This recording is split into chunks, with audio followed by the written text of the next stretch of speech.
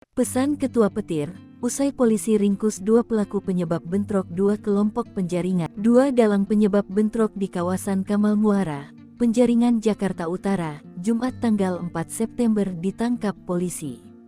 Polres Metro Jakarta Utara memastikan bahwa bukanlah bentrokan antar suku, melainkan konflik personal yang memprovokasi warga sekitar. AKP Fauzan Yonadi, Kanit Jatanras Satreskrim Polres Metro Jakarta Utara, Jumat tanggal 4 Oktober tahun 2024 lagi-lagi menegaskan bentrokan tak ada kaitannya dengan suku tertentu seperti isu yang beredar di sosmed. Ini merupakan permasalahan yang bersumber dari konflik personal antara korban dan pelaku yang berinisial S, ungkap Fauzan. Kini, kedua pelaku ditangkap polisi yakni inisial S dan K. Pelaku S merupakan provokator, menyebabkan massa menyerang korban hingga tewas. Sementara K pelaku yang melakukan pembacokan terhadap korban RFM. Namun polisi tak berhenti sampai diduga pelaku.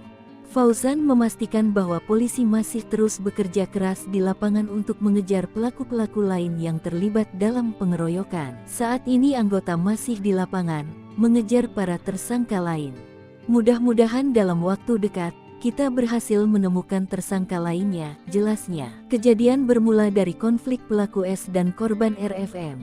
Sebab, S dan RFM telah saling mengenal dan bertemu di Tegal Alur, Jakarta Utara.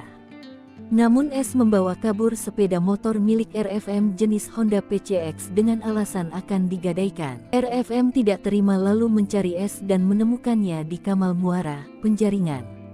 Namun saat RFM mengambil motornya, S meneriakinya maling dan memancing sejumlah orang mengeroyokkan RFM.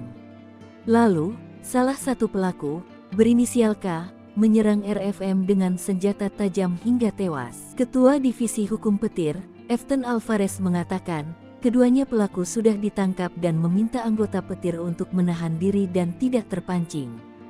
Kami menghargai dan mengapresiasi tindak cepat Polres Jakarta Utara dalam menangkap pelaku utamanya, katanya.